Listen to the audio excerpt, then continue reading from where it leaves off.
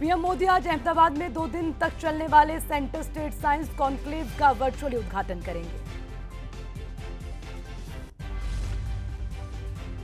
BJP ने 2024 के लोकसभा चुनाव के लिए 15 राज्यों में अपने नए प्रभारियों और सह प्रभारियों की नियुक्ति कर दी है। पार्टी के राष्ट्रीय महासचिव अरुण सिंह ने बताया कि जेपी नड्डा ने तय नामों की सूची पर मुहर लगाते हुए उसे तत्काल प्रभाव से लागू कर दिया। बीजेपी के राष्ट्रीय अध्यक्ष जेपी नड्डा और केंद्रीय गृह मंत्री अमित शाह और बीजेपी के राष्ट्रीय संगठन महासचिव बीएल संतोष ने 6 सितंबर को 144 लोकसभा सीटों पर पार्टी को और मजबूत करने को लेकर केंद्रीय मंत्रियों के साथ समीक्षा बैठक की थी।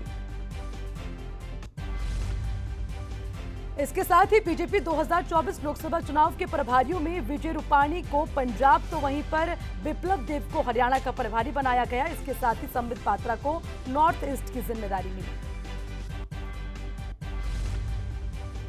इसके अलावा बीजेपी ने त्रिपुरा में राज्यसभा को एक सीट के लिए होने वाले उपचुनाव पर अपने प्रत्याशी का ऐलान कर दिया। पार्टी ने इस सीट पर प्रदेश के पूर्व मुख्यमंत्री बिप्लब देब को अपना प्रत्याशी बनाया। बता दें, इसी साल 15 मई को बिप्लब देब की जगह माणिक शाह को त्रिपुरा का मुख्यमंत्री बनाया गया था। केंद्रीय गृह मंत्री अमित शाह 2 दिवसीय जैसलमेर दौरे पर हैं और इस दौरान शाह तनोट मंदिर कॉम्प्लेक्स का शिलान्यास करेंगे। बीजेपी के राष्ट्रीय अध्यक्ष जेपी नड्डा इन दिनों 4 दिवसीय रायपुर के दौरे पर हैं। वहीं बीते दिन जेपी नड्डा शुक्रवार को छत्तीसगढ़ का दौरा करने पहुंचे। इस दौरे को आगामी विधानसभा चुनाव को लेकर काफी अहम माना जा रहा है। तो वहीं रोड शो के बाद जेपी नड्डा ने रैली में विपक्ष पर जमकर हमला बोला। उन्होंने कहा, भूपेश बघेल को जनता की कोई चिंता नहीं है, वे सिर्फ कांग्रेस का खजाना भरना चाहते हैं। कांग्रेस में नए अध्यक्ष पद के चुनाव को लेकर बवाल थमने का नाम नहीं ले रहा। इसी बीच कांग्रेस के 5 सांसदों ने पार्टी के अध्यक्ष पद के चुनाव के पारदर्शिता और निष्पक्षता पर चिंता जताते हुए कांग्रेस केंद्रीय चुनाव प्राधिकरण के अध्यक्ष मधुसूदन मिस्त्री को पत्र लिखा। तो वहीं मधुसूदन मिस्त्री को पत्र लिखने वाले सांसदों ने मनीष तिवारी, शशि थरूर, कार्ति चिदंबरम, प्रद्युत बोरदो लोई और उसी के साथ अब्दुल खलीक शामिल हैं। राहुल की पहनी टी शर्ट पर लगातार सियासत जारी है और इसी को लेकर बीजेपी ने ट्वीट कर राहुल पर तंज कसते हुए कहा कि राहुल की टी शर्ट की कीमत 41,000 है और कांग्रेस कहती है कि मुद्दे की बात करें। हरियाणा के मुख्यमंत्री मनोहर लाल आज शाम 4 बजे दिल्ली आएंगे। इस दौरान मुख्यमंत्री कई केंद्रीय मंत्रियों से मुलाकात भी कर सकते हैं। कांग्रेस की भारत जोड़ो यात्रा का आज 4था दिन और ये यात्रा कांग्रेस के सांसद राहुल गांधी के नेतृत्व में तमिलनाडु के एक जगह पर पहुंच चुकी है। बता दें कि भारत जोड़ो यात्रा का आगाज राहुल गांधी ने कन्याकुमारी से किया। 3,570 किलोमीटर लंबी ये यात्रा 12 राज्यों और 2 केंद्र शासित प्रदेशों तक जाएगी। G23 नेता आनंद शर्मा ने भी यात्रा में जुड़ने का ऐलान कर दिया। उन्होंने कहा कि हिमाचल प्रदेश में पहुंचने पर वे भी यात्रा में शामिल होंगे। बता दें कि कांग्रेस की भारत जोड़ो यात्रा शुरू हो चुकी है और ये यात्रा कन्याकुमारी से श्रीनगर तक जाएगी। तो वहीं भारत जोड़ो यात्रा पर राजस्थान के मुख्यमंत्री अशोक गहलोत ने बीजेपी पर निशाना साधते हुए कहा कि बीजेपी की नीतियां देश को विभाजित करने की हैं और ये खतरनाक है। भारत जोड़ो यात्रा पर असम के सीएम हेमंत बिस्वा शर्मा ने कांग्रेस पर निशाना साधते हुए कहा कि भारत एकजुट है, पाकिस्तान में शुरू करें यात्रा। कांग्रेस के पूर्व नेता गुलाम नबी आजाद ने कांग्रेस को लेकर एक बार फिर से बड़ी प्रतिक्रिया दी। उन्होंने कहा, कांग्रेस ने उन पर मिसाइलें दागी, लेकिन उन्होंने कांग्रेस पर केवल 303 राइफल से जवाबी कार्रवाई की और कांग्रेस नष्ट हो गई। बता दें कि गुलाम नबी के पार्टी छोड़ने के बाद लगातार बयानों की बौछार जारी है और इसी को लेकर उनका एक बड़ा बयान सामने आया। विदेश मंत्री एस जयशंकर 2 दिवसीय सऊदी अरब दौरे पर जाएंगे। बताया जा रहा है कि दौरे में विदेश मंत्री द्विपक्षीय समझौतों की समीक्षा करेंगे। रक्षा मंत्री राजनाथ सिंह ने इन दिनों जापान दौरे पर हैं और जहां उन्होंने टोक्यो में जापानीज समकक्ष यासुकाजु हमदा के साथ द्विपक्षीय बैठक की है। इस दौरान दोनों नेताओं ने क्षेत्रीय मामलों समेत सहयोग के कई पहलुओं पर समीक्षा की। दरअसल रक्षा मंत्री राजनाथ सिंह इन दिनों मंगोलिया की आधिकारिक यात्रा पर हैं और इस दौरान उन्होंने दोनों देशों के बीच रक्षा सहयोग बढ़ाने और सामरिक साझेदारी को मजबूत करने पर खास चर्चा की। बता दें कि मंगोलिया दौरे पर राष्ट्रपति जो है खुर्रसुख ने रक्षा मंत्री राजनाथ सिंह को गिफ्ट भी दिया। तो गिफ्ट में घोड़ा दिया गया, जिसकी जानकारी राजनाथ सिंह ने ट्वीट कर साझा की। तो हैदराबाद में असम के मुख्यमंत्री हेमंत बिस्वा शर्मा की सभा में सुरक्षा में चूक का मामला सामने आया। बता दें एक कार्यक्रम के दौरान टीआरएस के कार्यकर्ता ने मंच पर चढ़कर उनसे जबरन माइक छीन लिया, जिसके बाद बीजेपी ने जमकर हंगामा किया और मामले पर जांच की मांग की। सोनाली फोगाट हत्या मामले से चर्चा में आए गोवा के कर्लिस रेस्टोरेंट को गिराने पर सुप्रीम कोर्ट ने रोक लगा दी है। बता दें यहां बीजेपी नेता और टिकटॉक स्टार सोनाली फोगाट की पार्टी के बाद मौत हो गई थी। दरअसल सोनाली फोगाट मामले में गोवा सरकार ने शुक्रवार को बड़ी कार्रवाई की। इस मामले में सरकार की ओर से कर्लिस क्लब को ढहाने की कार्रवाई शुरू की गई। बता दें इस रेस्टोरेंट को सीआरजी नियमों का उल्लंघन करने पर ढहाने का आदेश दिया गया। फिलहाल इस मामले में अगली सुनवाई 16 सितंबर को होगी। तब तक परिसर में किसी भी तरह की गतिविधि पर रोक लगा दी गई है।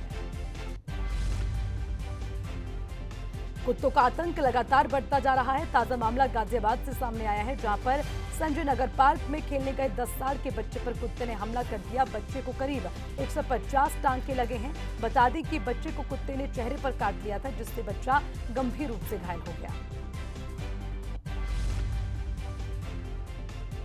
वहीं पर ग्रेटर नोएडा वेस्ट की एस्पायर सोसाइटी में पालतू कुत्ते को लिफ्ट में ले जाने को लेकर 2 महिलाओं के बीच विवाद हो गया। 2 महिलाओं के बीच हुए विवाद का वीडियो सोशल मीडिया पर वायरल हो रहा है। लिफ्ट में कुत्तों के बढ़ते हमले के बाद अब लगातार लोगों में खौफ पैदा हो गया और लोग विरोध कर रहे हैं। महाराष्ट्र के कई हिस्सों में भारी बारिश के बाद जनजीवन अस्त व्यस्त हो गया। बता दें मुंबई और आसपास के इलाकों में तेज बारिश के बाद जलभराव से लोगों को भारी परेशानी का सामना करना पड़ा। राजस्थान समेत कई राज्यों में लंपी बीमारी कहर बरपा रखी है। बता दें देश भर में लंपी वायरस के मामले बढ़ते जा रहे हैं, जिससे हजारों गाय इस बीमारी की चपेट में आ चुकी है। राजस्थान और गुजरात में इस बीमारी के चलते हजारों की संख्या में गौवंश की मौत हो चुकी है। नीट की ऑल इंडिया टॉपर तनिष्का से मुख्यमंत्री मनोहर लाल ने फोन पर बातचीत कर बधाई दी और इसके साथ ही मुख्यमंत्री ने तनिष्का को उज्जवल भविष्य के लिए शुभकामनाएं दी।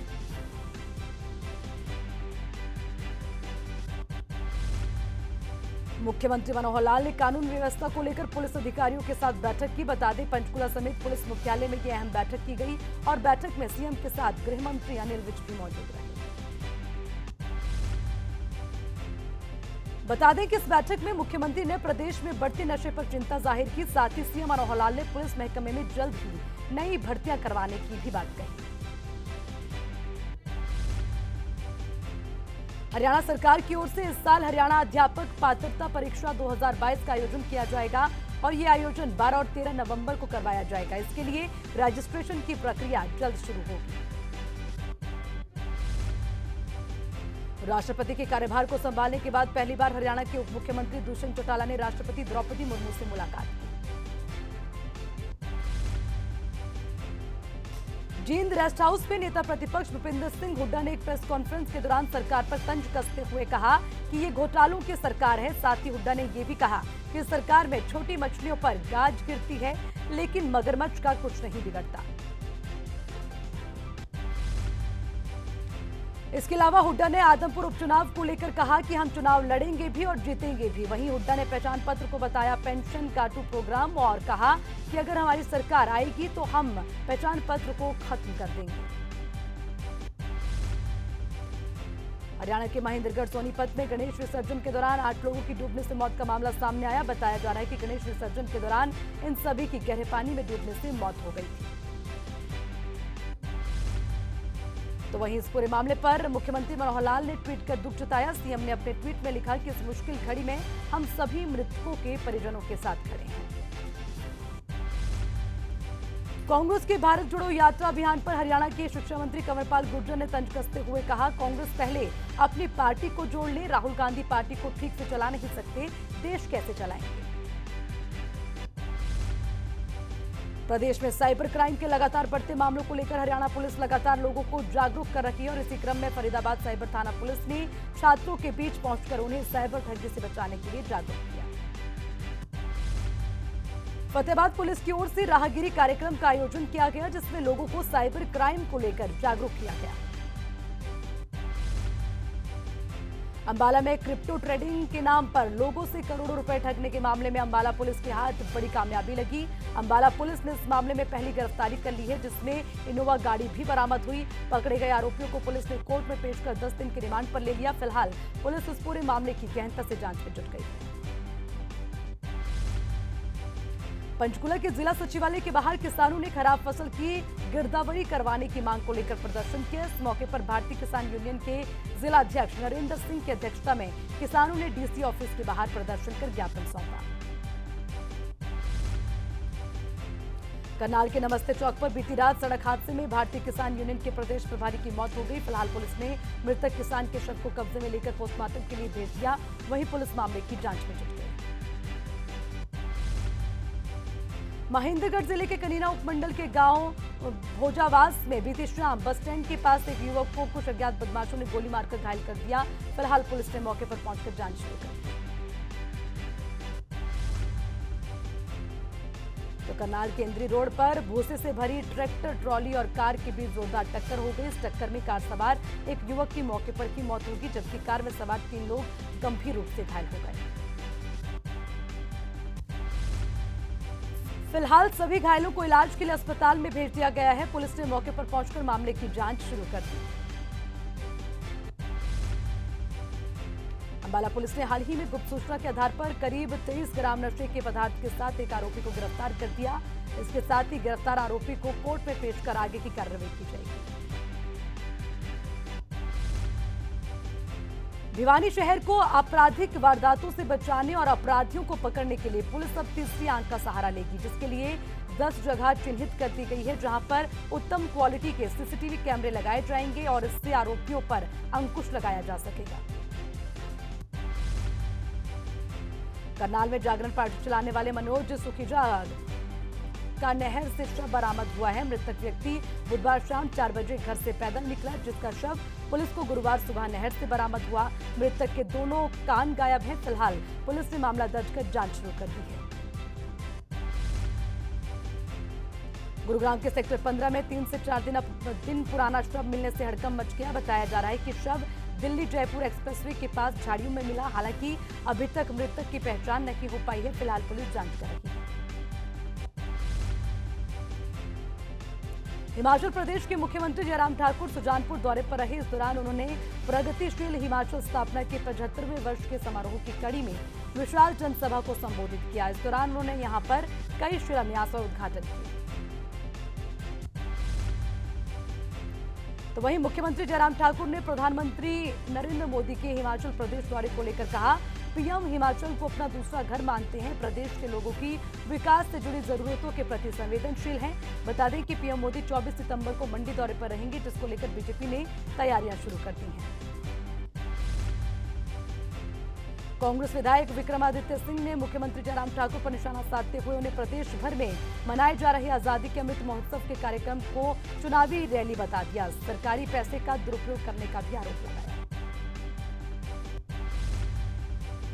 तो वहीं विक्रमादित्य ने मुख्यमंत्री को आड़े हाथों लेते हुए कहा कि आए दिन कैबिनेट की बैठक बुलाई जा रही है और बिना बजट के घोषणाएं हो रही हैं। उन्होंने जयराम सरकार पर क्षेत्रवाद की राजनीति करने का भी आरोप लगाया। हिमाचल प्रदेश में विधानसभा चुनाव नजदीक है। ऐसे में प्रदेश की राजनीति में आरोप प्रत्यारोप का दौर चरम पर है। बता दें कि साल के अंत में हिमाचल प्रदेश में विधानसभा के चुनाव होंगे। वित्त आयोग के अध्यक्ष सतपाल सिंह सत्ती ने नेता प्रतिपक्ष मुकेश अग्निहोत्री पर निशाना साधते हुए कहा कि वे कंफ्यूज लीडर हैं। उन्होंने कहा कि मुकेश अग्निहोत्री एक तरफ बल्क ट्रक पार्क का विरोध करते हैं, तो वहीं दूसरी तरफ उसे खुद धरातल पर उतारने की बात करते हैं। इसी के साथ सत्ती ने यह भी कहा कि मुकेश अग्निहोत्री इस कदर अपने आप में उलझ चुके हैं कि हर परियोजना का विरोध करने पर उतारू हैं। उन्होंने कहा मुकेश अग्निहोत्री के इस तरह के बयानों ने उन्हें हंसी का पात्र बनाकर रख दिया है। हिमाचल प्रदेश के सिरमौर जिला के सनाहा में 3 दिवसीय राज्य स्तरीय वामन द्वादशी मेले का आगाज हो चुका है और इस मेले का शुभारंभ डीसी सिरमौर रामकुमार गौतम ने किया। बता दें कि इस दौरान मेले में खेलकूद के साथ तमाम प्रतियोगिताओं का आयोजन भी किया जाएगा। ऊना में आबकारी विभाग ने कारोबारियों और अन्य लोगों को जीएसटी के बारे में जानकारी दी और साथ ही जीएसटी में किए गए नए बदलाव के बारे में जानकारी दी। नालागढ़ के उपमंडल के रामशहर गांव में एक प्राइमरी स्कूल की खस्ता हालत को लेकर जन कल्याण समिति के सदस्यों ने एसडीएम को ज्ञापन सौंपा। वहीं ग्रामीणों का कहना है कि स्कूल की हालत बेहद खराब है, जिसके चलते कभी भी बड़ा हादसा हो सकता है। ब्रिटेन की महारानी एलिजाबेथ का निधन हो गया है। बताया जा रहा है कि वो पिछले कुछ वक्त से बीमार चल रही थी। महारानी एलिजाबेथ का 96 साल की उम्र में निधन हुआ। साथ ही महारानी एलिजाबेथ ब्रिटेन की सबसे लंबे वक्त तक शासन करने वाली शासक रही। बता दें एलिजाबेथ ने गुरुवार को स्कॉटलैंड के बालमोरल कासल में अंतिम सांस ली।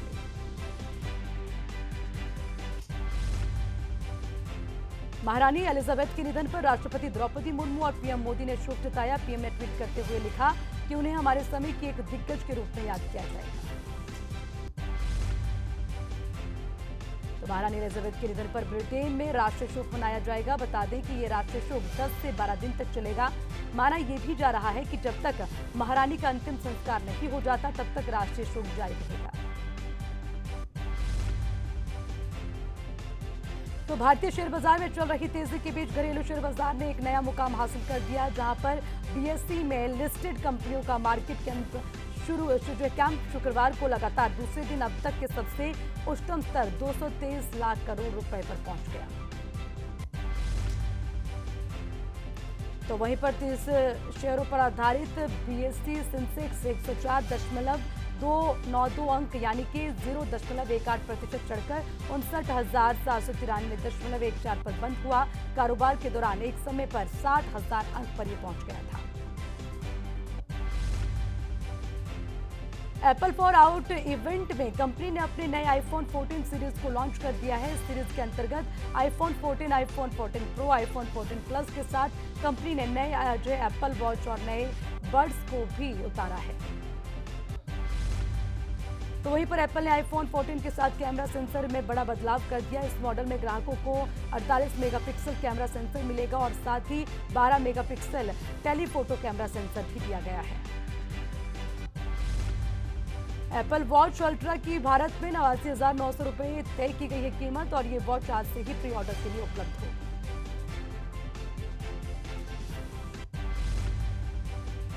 पंजाबी सिंगर और रैपर यो-यो हनी सिंह और उसकी पत्नी शालिनी तलवार का तलाक हो गया है। वहीं पत्नी के साथ 1 करोड़ की एलिमनी पर यह समझौता हुआ। बता दें कि शालिनी तलवार ने हनी सिंह पर बड़े इल्जाम लगाए थे। तो आयान मुखर्जी की फिल्म ब्रह्मास्त्र देश ही नहीं दुनिया भर में बड़े पैमाने पर रिलीज हो गई है। फिल्म को देश में जहां 5,000 से भी ज्यादा स्क्रीन पर रिलीज किया गया, वहीं विदेशों में इसे 3,000 से ज्यादा स्क्रीन मिली है। तो वहीं अपने कंटेंट को लेकर स्टारकास्ट और बजट जैसे कई बातों के चलते फिल्म सुर्खियों में रही, लेकिन देखने वाली बात यह होगी कि इतने बड़े पैमाने पर रिलीज की गई इस फिल्म का असर बॉक्स ऑफिस पर कितना नजर आएगा।